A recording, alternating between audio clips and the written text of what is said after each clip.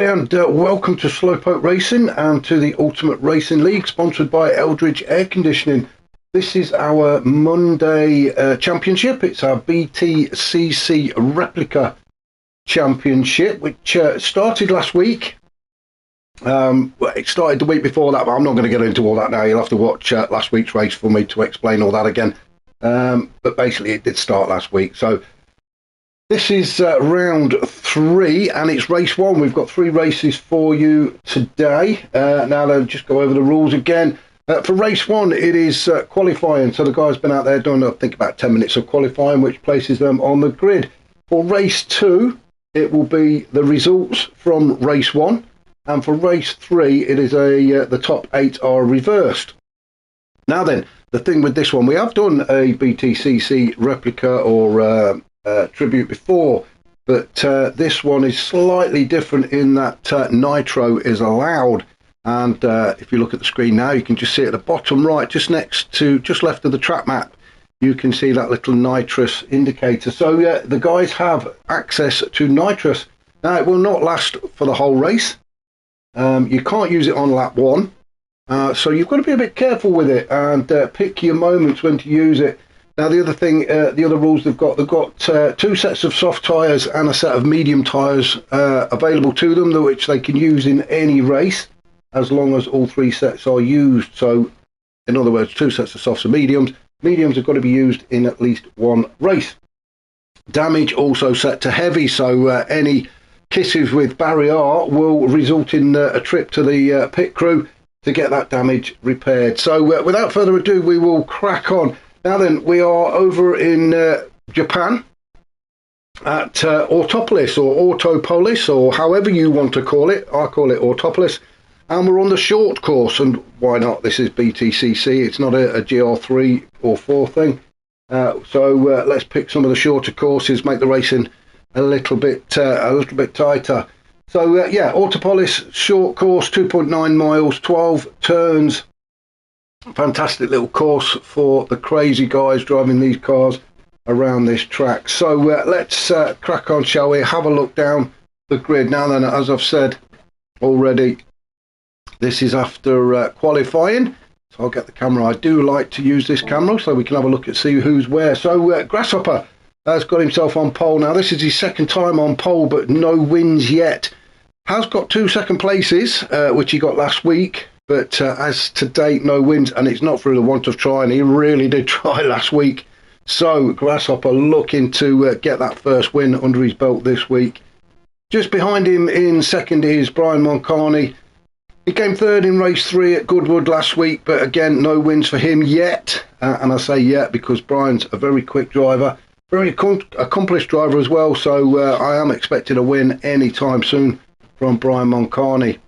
3rd on the grid is Thomas. Already had a win and a 2nd last week. So I think he got a win in race 1. It was race 1. He got a win and he came 2nd in race 3. Bit of a disaster for him race 2, but I'm sure I want to make up for it this week.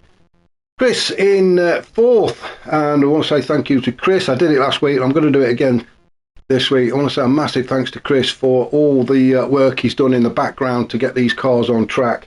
Hell of a lot of testing, a hell of a lot of tweaking, and yeah, he's put a lot of effort in. So a big shout out for Chris for that.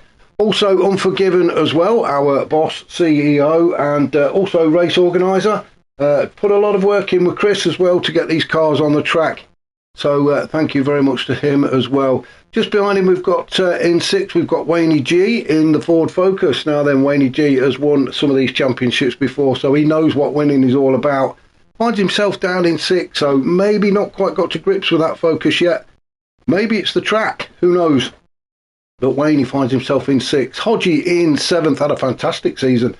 When we did the BTCC last time, I believe he was in the Lexus, I think it was, and had a brilliant season. He's now in the Renault and finds himself 7th on the grid for this first race here. Hawkeye in 8th in the Mercedes. Didn't fare too well, the Mercedes last time out, but I'm sure Hawkeye, once he gets to grips with it, he's going to start pushing it through the grid. Phaser in 9th in the Alpha. Didn't do as good as I thought it would, actually, last week. And Phaser tends to be one of these little slow burners. Starts off very slow and then comes very, very strong midway towards the end and onwards. So, yeah, keep an eye out for Phaser. Oh, and a massive shout out to Phaser as well, because he always saves and shares the replays for us in any race he takes part in. So I do want to say a big thank you to Phaser for that. Rossi in 10th, struggling a little bit with that Renault, but again, another very quick driver, and as soon as he does get to grips with that car, I'm sure you'll see him starting to work his way up the grid, maybe even onto the podium as well, because he's more than capable of doing it. Taff in 11th, don't really know that much about Taff, apart from with a name like that, he's got to be Welsh, and obviously the great big red dragon on the bonnet of that GTI kind of gives it away. But yeah, looking forward to seeing what Taff can do throughout the season. And then Dan in 12th, another new name to me. Obviously, I've seen these guys last week, but don't really know that much about them at the minute. So yeah, again, looking forward to getting to know them, seeing what they can do. Dan going with the Mercedes, the AMG Mercedes as well. As I say, didn't do too well last time out in the BTCC, but we shall see what these guys can do with it. So back up to the top then, and we'll get this race underway. Now, it is a good start, and you can see all the cars are pretty close together as well, aren't they? So let's go for it. Flash of the lights from Brian Moncani. He cannot wait to get started. And it's lights out, and away we go. Good start from Brian Moncani. Grasshopper looked a little bit slow off the line, though, and it looked like Unforgiven has got a tremendous start. Those Alphas do absolutely take off the line, and Brian Moncani soon slips into the lead, with Grasshopper having to slot in behind him in second. Chris is up to third already. Unforgiven up to fourth as they go around turn 1 through to turn 2. Up towards turn 3 then, this tight right-hander. Everybody just sort of settling down, trying to find... Oh, and that looks like Rossi that's gone off. Now then, oh, get the right buttons, Martin. I'm just going to go back and see what happened to Rossi, because I just want to see whether he was helped off of track. Oh, now then, there was a little touch there from Dan, but that didn't push him off the track. He's right in there again. Oh, good. Another bit of a door bashing session with Dan. Thomas is in 8. He's in between Dan and Rossi. Oh, and I think Rossi just... I think he got caught out with a braking there. He's probably unsighted and missed his braking point. The good thing is he didn't actually get pushed off track. So unlucky start for Rossi, which sees him all the way down in 12th and a little way off the pack now as he goes through this double left-hander and then into the tight right-hand hairpin of turn 6.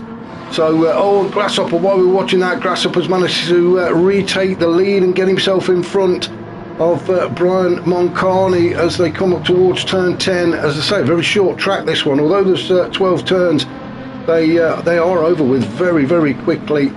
So around turns 11 and 12, onto the straight then goes Grasshopper, 902 metres from the exit of turn 12 into the entry of turn 1, and Grasshopper in the BMW already opening up a very, very slight gap back to Brian Moncani in the it's a Toyota, and I can't for the life of it. I said I was going to find out, didn't I? And I apologise, I didn't find out. Mind you, nobody put anything in the comments either to tell me what car it is. I know it's a Toyota, but I cannot for the life of me think which one. But anyway, Brian Moncani in second in the Toyota. Chris in third, he was also in the Toyota. So whatever Toyota it is, it just seemed to be a very quick car, as Chris and Brian Moncani are proving at the minute. Then we've got Wayne G. Good start for Wayne G. Already up to 4, starting in 6. I think he started in 6. I've lost me a bit of paper. There we go. Yes, he did. He started in 6. So Wayne G. up to 4th, already in the Focus. He used the Focus the last time we did the BTCC replica or tribute cars, and he was absolutely rapid in that. Slight alteration in car makeup. As I say, this one's got the nitrous, and there was other tweaks that were done in that Focus, but Wayne G very quick. Now then, let's have a look at a bit of this nitrous, shall we? Wayne G has already had a bit of a press of the button. You can see he's using it now on the straight, so this is probably going to be the sensible place to use it. Thomas has made his way up into 5th. Very quick driver is Thomas. You've really got to keep your eye on him, and I'm sure that's what Wayne G is doing. He's looking in the mirror. He doesn't really want Thomas chasing him down, so Thomas in 5th. Unforgiven dropped to 6th after that amazing start he had in the Alpha, but down to 6th now and chasing Thomas. Then we've got Hodgie in 7th in the Renault, Dan in 8th in the AMG. Now then, Dan made up quite a few spots, albeit a bit of help from Rossi going off, but Dan up to 8th. Phaser in 9th in the other Alpha. Then we've got Taff in 10 in the GTI. I thought that would have been a little bit quicker than it is actually. I thought the GTI would have been able to hold its own against some of these cars, but maybe it's not as quick as I thought it was in a straight line. Some of these other cars might just have a bit more top end on it, but Taff will keep going, sitting there in 10th. Bit of a gap opening up then back to Ross. Well, Rossi had that off, didn't he? That's why. In fact, he's done an absolute fantastic job of catching up. So although Rossi came off, didn't he, at what was it, turn 3 or something, he's done a brilliant job to catch back up again. He's got Hawkeye in his sights. So back up to the top then. Let's have a look at the tyres then, because as I say, they've got 2 sets of softs and a set of mediums to use, and Grasshopper really opening up a gap now. He is on the soft tyres for race 1. Brian Moncani also on the soft. Oh, Brian getting very squirrely as we come out of turn 3 into turn 4. I'm not sure if he was helped a little bit by Chris. It is all getting very touchy-feely out there now as the cars all start to bunch up again, but Brian Moncani in 2nd. He's just opened up that gap now back to Chris after that little touch they had. Just behind him is Thomas and Wayne G. I'm in a bit of a door bashing session as well. These guys really don't mind getting their elbows out. It is a tight track. It is. These are crazy cars and crazy drivers, as Wayne G has a look up at the inside of Thomas as they go around turn 10, but no doing. Thomas stays in 4th. Wayne G gets right underneath that rear wing of Thomas, has a good old sniff around the back end and think he's trying to pick his moment, isn't he, of when to make the overtake. Thomas, a bit of a blast of nitrous I think there as he cruises past Chris. Chris really didn't put up much of a fight there, did he, as Wayne G tries to take advantage of Chris as well as they come around turn 1 into turn 2, but Chris holding at P4. Wayne G still trying to go down the inside as they come towards turn 3, and no doing for Wayne G. Now into this double left-hander. Unforgiven sitting there in 6th. In fact, shall we jump on board with Unforgiven as we go into the hairpin at turn 6? And you can see Wayne G is all over Chris, trying to find a way through. A quick look in the mirror, and Hodgie bearing down on us in 7th, with Dan just there in 8th. Grasshopper, Brian Moncani and Thomas still out in front, but we're on board with Unforgiven as we try and catch up to Wayne G up towards turn 10. Now then, nitrous is, well, just under half a tank now, so Unforgiven has been using it. This is a 20-minute race, remember. We've got another 14 minutes or so to go yet, and already halfway through the nitrous for Unforgiven. A quick look behind us, Hodgie into the slipstream. I've got a feeling that he's got his finger on that nitrous button as well, so Hodgie cruises past Unforgiven into turn 1. He's just got to hold it around there. Now then, Unforgiven fighting back, tries to get himself on the inside as they come down towards turn 3. Hodgie though makes that manoeuvre stick and holds on to P6 for now at least. Oh, now then, Unforgiven straight up the inside. He saw the opportunity and absolutely pounced on it. I think Hodgie just, well, he got that turn completely wrong, didn't he? Went a little bit too deep, opened the door up, and Unforgiven says thank you very much, gives him a wave as he goes by, and that's Unforgiven back up into 6th. Great racing from Unforgiven. He didn't need asking twice there, did he? And now he's after Wayne G. He's not touching that nitrous again, is he, Unforgiven? He's suddenly realised, I think, that it is running out very quickly. Hodgie, well, he's got 3/4 of a tank of nitrous, so plenty of time for him to use that. I need a quick swig of tea before it goes stone cold. Oh, I can't drink tea cold. I know how people can drink tea cold, but I can't. I need to drink it while it's red hot. A little bit left, we'll save that for a minute. So Hodgie and Unforgiven having a good old battle there. Dan in 8th, just dropped off the pace of Hodgie and Unforgiven there, but Dan sitting in 8th. He's got Phaser chasing him down. As I said before, Phaser likes to start very slowly, but once he gets going, he is quite a force to be reckoned with. And he's chasing after Dan now. We have, what, 12 minutes to go, so plenty of racing left for Phaser to make his way through the pack. Well, really taking liberties with the track there. He's almost cutting the grass for them, and I'm sure they don't need any help, Phaser. You stay on the tarmac. I'm surprised he didn't get a penalty for that, to be fair. So back up to the top. Let's have a look and see what's happening up at the pointy end, and it is Grasshopper still out in front in that BMW. Let's just hope he doesn't get called out to a breakdown. Brian Moncani chasing him in the slipstream, definitely in the slipstream of Grasshopper as they head down towards turn 1 from this long straight. Brian Moncani not quite close enough to make a move, but definitely onto the back of Grasshopper. Let's have a look at the nitrous. Well, Grasshopper's hardly used the nitrous at all, so he's saving his all up, I'm pretty sure, for the last couple of laps when he can really open up a gap. Brian Moncani just over half a tank, so still plenty of nitrous for him to use.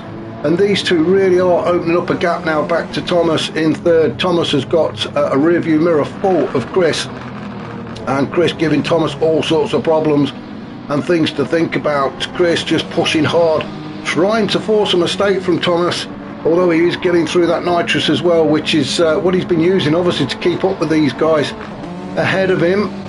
Thomas just under half a tank of nitrous. Chris, well, just over a quarter of a tank, so he does need to be a little bit conservative with it. Start sipping at it, because Thomas will start to use it to pull away. At the minute though, Thomas just thinking, well, I can stay where he is. No, Chris has made the move. Chris has actually made the move and pulled ahead of Thomas. Thomas though slips into the slipstream behind Chris and then pulls back onto the inside as they approach turn 1. So Chris with his nose in front, but Thomas on the inside line makes a very easy pass, and all Chris can do is try and fight back and stay with him. He's just going to slot behind him now. Maybe have a look as they come towards turn 3. Chris on the inside, but nothing doing there. Thomas just a little bit too quick through those turns, but that Toyota looks very nimble. It looks like a big old clunky car, doesn't it? But it seems quite nimble in the turns. He's taking some very nice tight turns, is Chris. Let's just have a look at the tyres. Thomas is also on the soft tyres, so all 4 guys up at the front on the softs. Wayne G also on the softs in 5th. Unforgiving. In fact, let's try and find somebody that's not on the softs. I think everybody's gone with a soft. No, there we go. Phaser. Phaser is on the mediums now that he has got damage to the rear end. So I'm not quite sure what's happened there to Phaser, but he's got damage at the back and to the rear left wheel. So that is going to hamper him a little bit. And he is on the medium tyres, so get him out of the way for first race for Phaser. So we'll keep an eye on him for the next 2 races. Meanwhile, up at the top, Grasshopper still out in front. Started to use some of that nitrous just to keep his nose in front of Brian Moncani. Brian Moncani with just about a quarter of a tank, just under a quarter of a tank of nitrous left. So at the minute, Grasshopper's got the advantage, although he won't know that. He doesn't know how much NOS that Brian Moncani's got in his car, but at the minute Grasshopper doesn't feel the need to use it. He's out in front. He's about half a second in front actually, so doesn't really need to use any of it. He can do that when Brian catches up to him, if Brian catches up to him. Chris in third, still being chased down by Thomas. These two are having a fantastic fight, aren't they, to see who's going to end up on the podium. The unfortunate thing I think for Chris is he's used more NOS than Thomas has. Thomas slightly more and in the slipstream, so he may not need to use it as they come around turn 12 onto the straight. And let's have a look. Is Chris using any of it? No, he's not. Is Thomas using any of it? No, he's not. Thomas doesn't really need to. He's getting a free tow down this straight. 902 metres of it. Has a bit of a cheeky look, Thomas, at the inside of Chris. Oh, as Chris goes completely wide, gets that all wrong. Let's just have a look again. Chris just got this turn completely wrong and gifted the place back to Thomas. he got onto the brakes, missed the inside apex completely, which is what took the car out very wide. Did a fantastic job actually of getting it back on track very quickly, but the damage was already done, and Thomas has gone through. So all that hard work that Chris has done, he's got to do again now, and that he really is getting through that nitrous as well. So unlucky for Chris, just couldn't he just missed the apex, and that's the problem. You miss the inside apex at turn 1 and the car just will get forced wide. So unlucky for Chris, but bit of a gift for Thomas there. It's took the pressure off him as well, because there is a bit of a gap there now, probably 1.5 seconds between the two of them. Let's go down a little bit. Wayne G in 5th place. He's got a half a second penalty, which he's just served now. How close is Unforgiven? Well, he's not close enough as they come into turn 10. The right-hander. Then we've got turn 11 and 12. It's more of a little bit of a chicane bit before coming back onto the straight, and Unforgiven may not quite be in the slipstream of Wayne G either. So Unforgiven still having a good race in 6, and you can see quite a gap opened up now back to Hodgie in 7th. Hodgie all on his own, nobody to play with in that Renault. I'm sure he won't mind. He's having a good race. He can just concentrate on doing his own thing. Oh, that is not his own thing. Hodgie just could not slow that Renault down. Now then, we are going to have a look at this, because I'm wondering if it was a good old blast of the nitrous. Yeah, he has. He's got his finger on that button. You can see the nitrous going down. So Hodgie is just giving it the full beans, and I think it's just caught him out because of the extra speed. He broke at his normal braking point, but it weren't enough. The car was just going a lot quicker than he thought it was, so it completely caught him out. That's what you've got to be careful with this stuff. It will give you that extra burst of speed, but you've got to remember to slam the brakes on just slightly earlier than you normally would, and I think that's what caught Hodgie out. But he's still in 7th, although he has brought Rossi a little bit closer to him. Rossi in the other McGann then, and slowly getting to grips with his car is Rossi.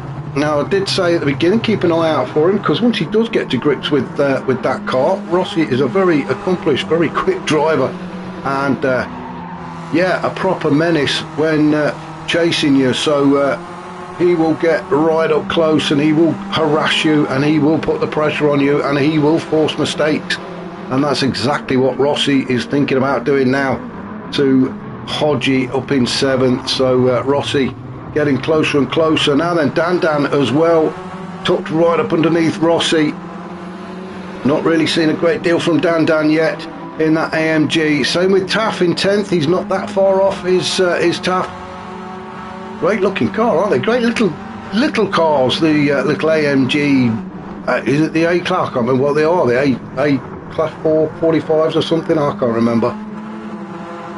You would have thought they'd have been ideal for this kind of track. They look very light, they look very nimble, they look very quick through the corners. As I said last time we did the BTCC thing, there was a couple of guys in the AMGs, and they seem to struggle with them. But yeah, perhaps the different makeup for these guys will prove to be a different thing once they've got used to it. As I say, it's only really the 2nd week, so the guy's still getting used to these cars. Taff in the VW, the GTI. Great little car that, but it just doesn't seem to have the beans to match the rest of the field at the minute. But we shall see how the season progresses for Taff. Then we've got Phaser down in 11th in the Alpha. Now is it Julia? Is that how you pronounce it? A lot of stickers on that car. Same as Hodgie, probably too many stickers. It's weighing it down. And then we've got Hawkeye. Obviously had a bit of a moment in the other AMG because he is all the way down in 12th. But Hawkeye will keep going, which is what we like to see, and that's what the Ultimate Racing League is all about. It's you keep going, we don't quit, because you never know what's going to happen up ahead. And talking of up ahead, Grasshopper opened up a lead now back to Brian Moncani, and still got a quarter of, well, just under a quarter of a tank of nitrous left. So this is all playing out exactly how Grasshopper would have imagined it would. The idea was he started in pole, it was shoot off, leave the rest of the field standing, save the NOS until the last few laps when you can really push and really open that gap up, and that's exactly what he's been doing. Brian Moncani though doing a fantastic job of staying within touching distance of Grasshopper, although the nitrous has completely run out for Brian Moncani, so it is he's just running on pure whatever he puts in it, vodka, gin, whiskey, whatever these things run on. That's all he's got left. But the gap's there is a big enough gap back to Thomas, which to be fair I thought would have squeezed that gap a little bit more. Thomas, very quick driver, and I really did think he was going to squeeze that gap up to Brian Moncani, but he's not. But sitting in third, he's got a decent bit of breathing space back to Chris now after their early battle. They've calmed down a little bit, and Chris has just settled into fourth at the minute. No pressure from behind at all. Wayne G sitting in fifth. Now then, it's a different story for Wayne G. In fact, we'll jump on board with Wayne G. So a quick look behind us, and there is Unforgiven being very menacing as they come up towards turn 10 for the 15th time. Wow, these laps really are racking up, aren't they? Another quick look behind us. Unforgiven definitely in the slipstream. Not much Wayne G can do about it. He's got no nitrous left. I'm not so sure if Unforgiven has. You can see Wayne G trying to break that slipstream. Unforgiven trying to stay in it. Although it does look like he's just dropping off a little bit. So maybe Unforgiven, let's have a look. Well, Unforgiven's got no nitrous either. Otherwise, I'm sure he would have. Oh, Wayne's gone off. Well, we missed that, didn't we? I was concentrating on Unforgiven, and we completely missed the fact that Wayne G had gone off track. Let's have a look and see what happened. It looks almost a carbon copy of what Hodgie did. Couldn't slow the car down. Very late on the brakes for Wayne G. Maybe he got his eyes on the mirrors, but he definitely very late on the brakes. And out there onto the kitty litter, and that's poor old Wayne G down in sixth as Unforgiven gives him a wave as he goes by. So Wayne from fifth down to sixth, and well, we are into the last minute, so he's not going to catch Unforgiven now. Hodgie in seventh, coming under attack from Rossi. Rossi tucked right underneath Hodgie's rear end, having a good old route around in the boot, and Rossi makes the move on the inside as they go into turn 3, and Rossi moves up into P7, now into the double left-hander. Hodgie trying to hold the inside line, but Rossi goes around the outside and gets the job done. Fantastic racing from Rossi. We did say, didn't we, as soon as he gets to grips with this car, he will be a force to be reckoned with. All Hodgie can do is try and stick with Rossi. I'm going to have to go up to our race leader and see whereabouts he is. We are into the last lap then, so let's have a look and start seeing. I'm going to keep my eye on the timer, so as soon as we hit, it's 20 minutes actually. As soon as we hit the 20-minute mark, we'll see who is going to cross the line, and I believe, let's have a look, it could be Wayne G in sixth position that might cross the line first. I'm not so sure. Let's have a look. Where is it? No, it was Rossi. Rossi finished in seventh. Hodgie 8th, Dan 9th. That means Taffy's going to cross the line in 10th with Phaser in 11th. Hawkeye will finish in 12th, but it's going to be Grasshopper who finishes first, our race leader and soon to be crowned winner. I can't see him messing this one up at turn 10, not after all the hard work he's done. Yeah, a fantastic drive from Grasshopper.